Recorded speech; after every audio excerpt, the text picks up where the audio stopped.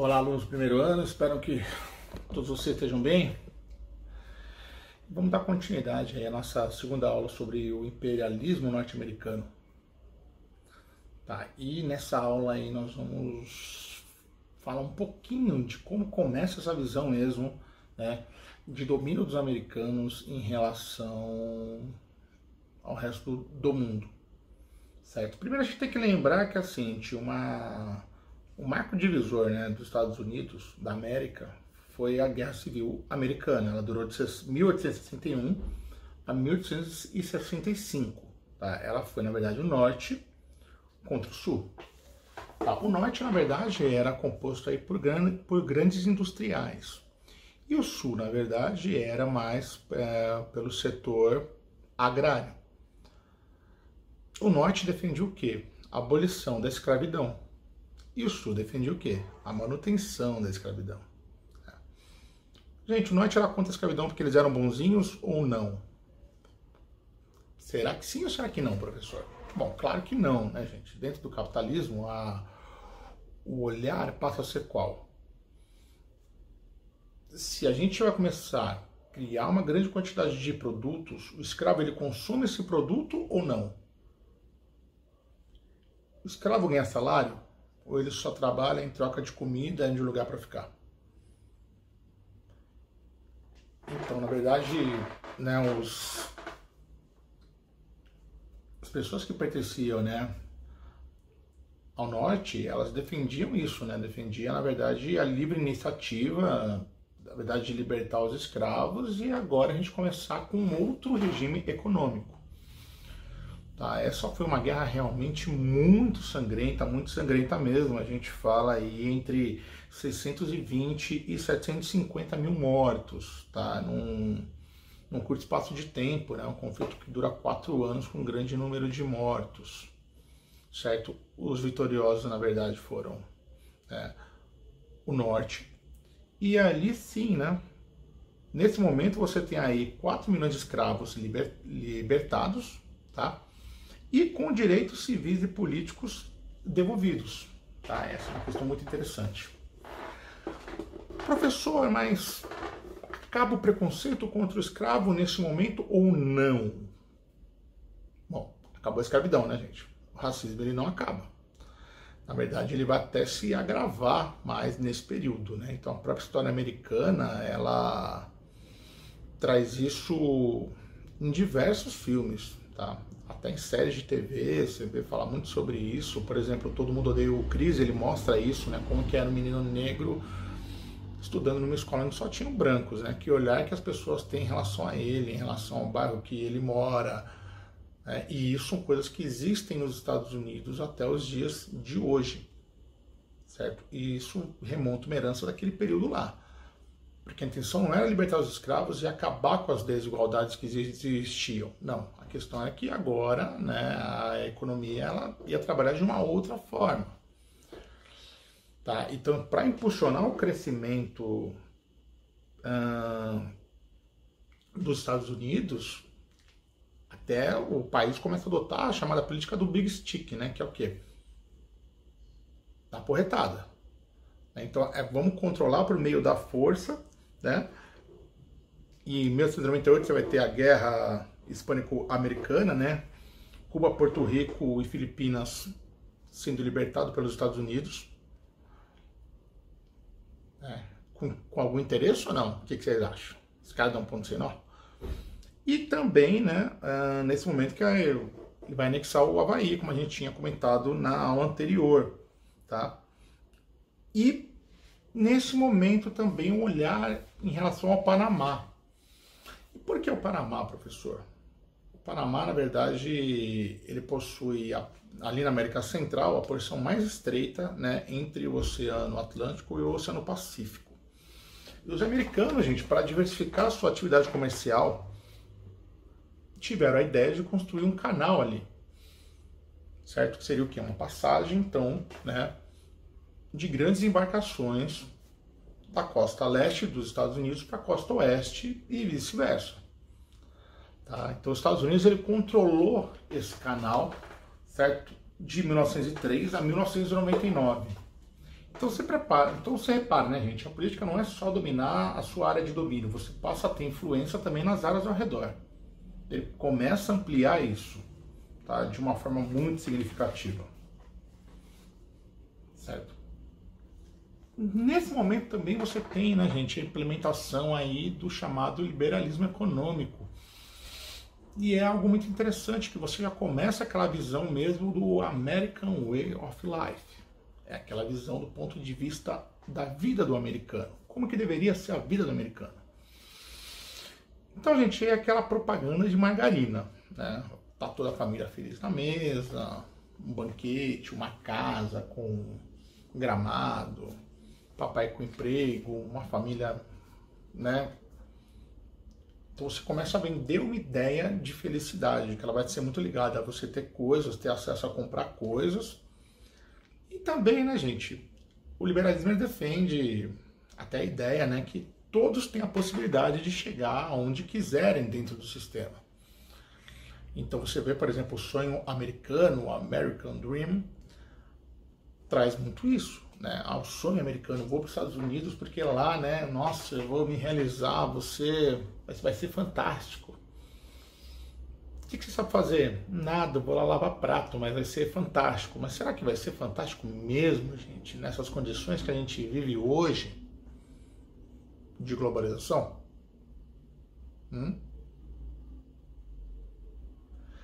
Se a gente observar, a nossa ida para os Estados Unidos é a mesma ideia que, por exemplo, o boliviano tem quando vem trabalhar nas confecções aqui no Brás, né? Então ele vem migrar para cá porque aqui a condição de vida é melhor do que lá na Bolívia. Mesmo que seja muito ruim para a gente aqui no Brasil. Então, na visão do americano é isso, né? O imigrante, quando chega lá, né, com subempregos e tal, para o imigrante é bom, nossa, bom, ganha em dólar e tal, mas do ponto de vista, né, do americano é algo muito ruim.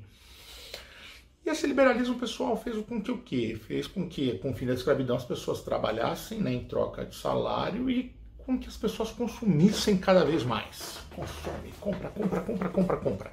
A felicidade ela está muito ligada ao comprar. Você pode reparar isso no americano, gente. Americano, se vocês fizerem uma pesquisa, o preço das roupas lá nos Estados Unidos é muito barato. Tá? O tempo que eles usam uma roupa lá é relativamente muito pequeno, perto do nosso aqui do Brasil. Lá não existe questão de carro 1.0.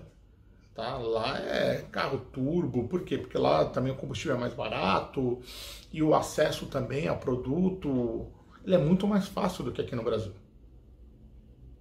Tá? Então você vende a ideia, tá, desse desenvolvimento constante. Claro, gente, uma coisa que vocês devem se lembrar também é o seguinte, né? Nos Estados Unidos você fala, por exemplo, que a pessoa vê a questão de você se endividar como uma coisa muito normal. Eu não vou ter uma casa se eu não me endividar. A própria universidade, né, gente? Vocês acham que a universidade lá, por exemplo, de Harvard, ela é pública ou ela é privada? Ela é privada. E para você estudar lá, você pega um crédito estudantil que você compromete aí 20 a 30 anos pagando isso. Certo? Diferente de aqui do Brasil, por exemplo, que quem estuda na universidade pública é o cara que veio, né, de uma escola particular, muitas vezes com muita qualidade, pagando um alto valor, e quando ele vem para a pública, ele realmente não quer gastar nada na sua formação. Então o cara que teria a condição de pagar, ele não paga. É estranho, né? Surreal.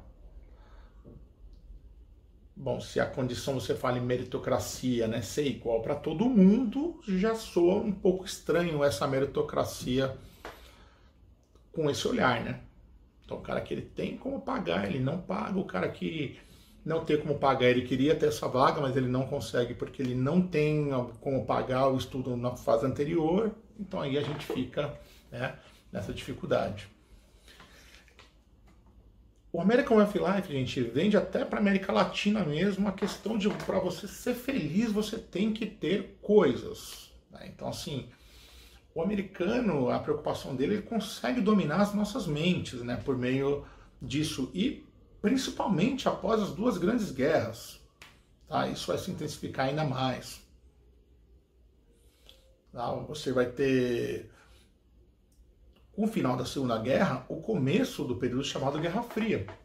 no qual os americanos eles começam a instituir uma série, né, de mecanismos para quê? Para, na verdade, controlar a área, né, que ele tinha influência. Você pega, por exemplo, a América Latina, claro que depois você vai ter a Revolução Cubana, né, que dá o cara chegando ao poder ligado à União Soviética, a Europa Ocidental, o próprio Japão, né, que foi reconstruído pelos Estados Unidos. E você repara, né, pessoal, que você fala, por exemplo, em guerra, os Estados Unidos jogou 2 bombas atômicas em Hiroshima e Nagasaki. Depois, quem reconstruiu o Japão? Os Estados Unidos financiou a reconstrução do Japão. Por quê? Porque tinha interesse, na verdade, contra a China, que era ligada à União Soviética. Então, você começa a perceber, né, pessoal, essa situação, né, do domínio americano é meio vida real, né? Porque as pessoas, elas querem exercer influência sobre outras e às vezes elas não ligam não se no passado teve diferença, porque se tiver um inimigo maior a gente se junta e já era. Tá? Aliás, sobre a Segunda Guerra, uma questão muito interessante, né, gente? Vários historiadores falam isso, né? Que os Estados Unidos eles tinham conhecimento do que estava acontecendo nos campos de concentração, eles sabiam da existência desses campos, né, porque ele já tinha um monitoramento das ferrovias, e porque os americanos não fizeram nada naquele momento. Podiam ter bombardeado a ferrovia, né, ter impedido e tal.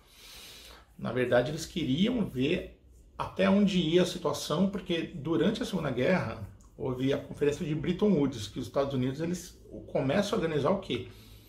Como que seria a reconstrução da Europa no pós-guerra? Isso durante a guerra. Tá? Então, os americanos eles podem ser considerados os grandes vitoriosos da Segunda Guerra. Não teve guerra em território americano, salvo lá na base de Pearl Harbor, mas a perda que eles tiveram relativamente foi muito pequena, perto do que aconteceu com a Europa, perto do que aconteceu, por exemplo, até com a União Soviética. Né? Foram perdas humanas, perdas materiais muito grandes. Tá? Então os americanos eles conseguem financiar a reconstrução da Europa Ocidental e conseguem deixar o dólar aí já, né, gente, com um papel de uma grande relevância como grande moeda internacional nesse momento.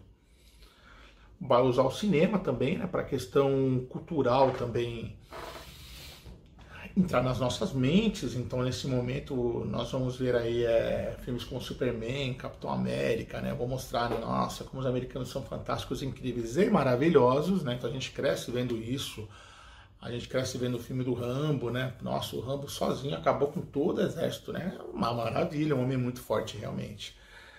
O filme do Rock, o mais emblemático, Rock 4, onde ele vai lutar contra o soviético, né, o Ivan Drago, lá em Moscou. Né? Então, tudo isso, gente, passando, na verdade, mensagens, né, meio que subliminares para quem está assistindo isso. Na verdade, todo mundo tem um lado nesses filmes de Hollywood, que é o lado dos Estados Unidos. Né? Então, a gente aprende a enxergar o mundo com um olhar americano. Né? Isso que a gente tem que ter um pouquinho de cuidado. Tá? Essa influência na América Latina ela vai se refletir na Operação Condor, né, implementação de ditaduras militares em países que potencialmente teriam risco de se converter ao socialismo, como por exemplo o nosso país, Brasil, o Chile e a Argentina. Né? São 3 exemplos para citar aqui. Então, gente, você percebe que assim é buscar o tempo todo ter o controle dessa situação. Tá? O tempo todo ter o controle disso. Quando acaba, gente, a Guerra Fria, termina a Guerra Fria, você vai ter, na verdade, pela primeira vez, né, na história, você só tem um grande país, uma grande hegemonia que seriam os Estados Unidos. Tá? E aí a política estadunidense ela começa a ficar muito mais agressiva nesse momento. Certo? Ela começa a mostrar de fato aí a sua influência em relação ao mundo todo. E isso, gente, vai se refletir principalmente no começo do século XXI, com o atentado às Torres Gêmeas. Porque, na verdade, os Estados Unidos, o atentado às Torres Gêmeas, Osama Bin Laden, ele disse que cometeu o atentado por quê? Pela influência que os americanos tinham, né, na região ali de maioria árabe, né, de maioria muçulmana, e tentando impor seu controle nessas regiões. Então, esse é o olhar que a gente tem que ter. O 11 de setembro, na verdade, acaba sendo... Eles alegam que seja essa questão. Claro que tem várias teorias da conspiração. Tem cara que fala que foram os próprios americanos que jogaram um avião contra as torres e tal, né? Mas assim, a versão oficial que nós conhecemos é justamente isso. Foi um atentado terrorista, e o atentado terrorista o vídeo mais visto na história do YouTube. Né? O ataque às Torres Gêmeas. Interessante. Interessante, pessoal, que assim, na resposta do George Bush, então presidente dos Estados Unidos, ele dá resposta para garantir, né, o estilo de vida americano. Eles teriam que fazer, na verdade, invasões, mesmo sem uma justificativa plausível, né? Por exemplo, a invasão do Iraque, a invasão do Afeganistão, né? O Iraque tinha arma de destruição em massa. O Afeganistão era para achar Osama Bin Laden. Então, assim, são conflitos preventivos, né? Então, os Estados Unidos também, né, no momento econômico ali, né, de dificuldade, investe dinheiro em guerra. Né? A indústria da guerra é realmente muito forte nos Estados Unidos, e você passa a incentivar aí, né, a economia americana a se desenvolver. Lembrando, gente, que assim, todas as crises, né, que passaram pela história dos Estados Unidos, ela esbarra justamente nesse momento que as pessoas elas começam a ter acesso a comprar, e chega uma hora que as pessoas não têm como pagar. Tem hora que as empresas têm que começar a demitir, né? Então, por exemplo, as grandes multinacionais, grande parte da produção delas não é feita nos Estados Unidos, ela é feita onde? Países do continente asiático, onde a mão de obra é mais barata, onde tem mais matéria-prima, né? Visam o quê? Maximizar o lucro, né? Uma intensidade cada vez maior. E aí você pode perguntar, professor, mas esse Império Americano ele vai durar para sempre? Não, gente, nenhum império durou para sempre, né? Só que assim, como a gente está vivendo a história, a gente faz parte dessa história, a gente começa a perceber que hoje o olhar ele começa a mudar um pouco, né? Ele começa a mudar um pouco. Hoje você vai ter, na verdade, muitas pessoas que são ligadas ao mercado financeiro hoje entrando na política, né? Por quê? Porque, é claro, né, gente, a melhor forma de você ganhar dinheiro, né, é por meio, né, de ações políticas, né? Você pode aprovar determinadas reformas, você pode aprovar determinadas privatizações de empresas. A gente fala tanto, por exemplo, nos Estados Unidos, um número tão grande de mortes lá por Covid, por quê? Porque a população não tem nem acesso ao básico da saúde lá, né, gente? Lá não existe SUS, né? Então, assim, se o que você quiser pagar, o que você quiser usar de hospital, você vai ter que pagar. E é por isso que eu falo, essa proteção do Estado, né, em setores básicos para a sociedade, ela é fundamental. É fundamental. Ela é fundamental. Né? O número de moradores de rua hoje, né, nos Estados Unidos também é muito grande. É uma situação surreal. A questão do racismo que eles não superaram. Se bem que aqui também no Brasil a gente não superou ainda. A gente prefere não falar no assunto. Né? Mas essa foi a conclusão então da aula, pessoal, sobre o imperialismo norte-americano. Espero que vocês tenham gostado, tá? Se vocês tiverem dúvidas aí, deixem nos comentários. Um grande beijo no coração de vocês e é nóis!